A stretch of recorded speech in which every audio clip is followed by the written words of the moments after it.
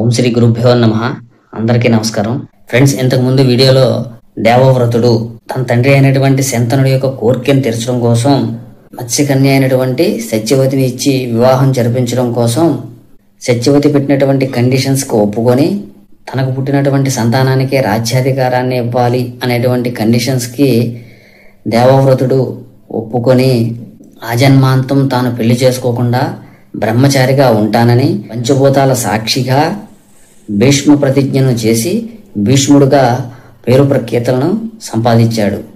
అలా వివాహం జరిగినటువంటి శంతనుడికి సత్యవతులకి పుట్టినటువంటి సంతానం చిత్రాంగదుడు, విచిత్రవీరులు. వీరికి ఆ సంతానం ఎలా జన్మించింది, తిరిగి వారి వంశాన్ని వారు ఎలా నిలబెట్టారు అనేది ఈ వీడియోలో మనం తెలుసుకుందాం. ఫ్రెండ్స్, వీడియో చూస్తున్నారు కానీ లైక్ చేయటం లేదు. ప్లీజ్ లైక్ చేయండి. మీరు ఇచ్చే ఒక లైక్ ఇలాంటి మరిన్ని వీడియోలు చేయడానికి ఒక మోటివేషన్ అందిస్తుంది. మర్చిపోకుండా లైక్ చేయండి. అలానే మన ఛానల్ మొదటిసారిగా చూస్తున్నట్లయితే సబ్స్క్రైబ్ చేయండి. లైక్ చేయండి, అలానే సబ్స్క్రైబ్ చేయండి. Thank you.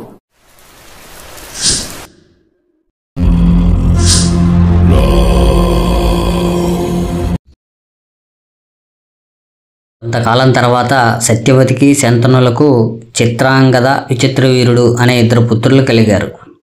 చిన్నతనంలోనే వీరిద్దరి భారం భీష్మునికి అప్పగించి శంతనుడు పరమపదించాడు. తన తమ్ముళ్ళిద్దరినీ పెంచి పెద్దవారిని చేసి వారికి విద్యాబుద్ధులు నేర్పించాడు భీష్ముడు.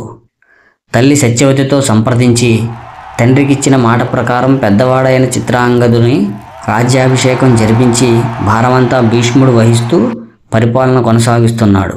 కొంతకాలానికి చిత్రాంగదుడు బలగర్వం, మదగర్వంతో తిరుగుతూ అందరితో కలహించుకొని ఇబ్బందులు కొని తెచ్చుకునేవాడు.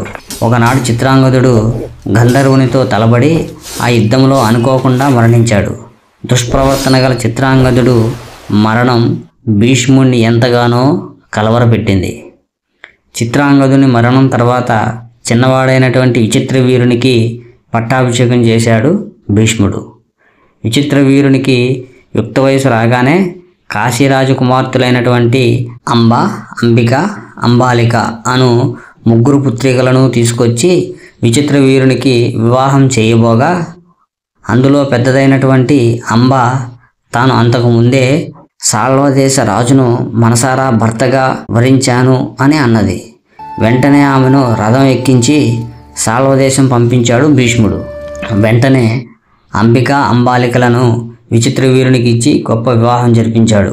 సాల్వదేశం వెళ్ళినటువంటి అంబ అదే రథంపై తిరిగి వచ్చి సాల్వుడు తనను తిరస్కరించాడని, భీష్ముడే తనకు భర్త కావాలని కోరుకుంది. భీష్ముడు తన ప్రతిజ్ఞను ఆమెకు తెలియజేశాడు. అంబ ఆ మాటలు వినక భీష్ముడి మీద కోపంతో ప్రతీకారం తీర్చుకోవడానికి ఒక గొప్ప తపస్సును ప్రారంభించింది. విచిత్రవీరుడు రాజ్యపాలన సరిగా చేయక స్త్రీలోలుడై కామభోగాలలో మునిగి రోగపీడితుడై సంతానం కలగకముందే యవ్వన దశలోనే మరణించాడు. రాజ్యభారం అంతా భీష్మునిపై పడింది. ఒకనాడు సత్యవతి భీష్ముడిని సమీపించి, నాయనా భీష్మ, ధర్మం తెలిసిన నీకు ఎవరూ చెప్పలేరు, కానీ ఇప్పుడు మన వంశం అంతరించే ప్రమాదం ఏర్పడింది. వంశాన్ని ఉద్ధరించడానికై నీవు వివాహం చేసుకోక తప్పదు అని అంది సత్యవతి.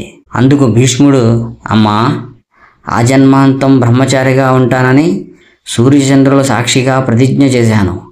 నా ప్రాణం పోయినా నా ప్రతిజ్ఞను నేను విస్మరించను. వంశం నిలబడటానికి మరొక మార్గం ఉంది. పరశురాముడు క్షత్రియ రాజులను సంహరించిన తర్వాత ఆ రాజుల యొక్క భార్యలు తమ వంశం నిలుపుకోవడానికి విప్రోత్తములను ద్వారా సంతానం పొంది వారి వారి వంశాలను అంతరించిపోకుండా కాపాడుకున్నారు.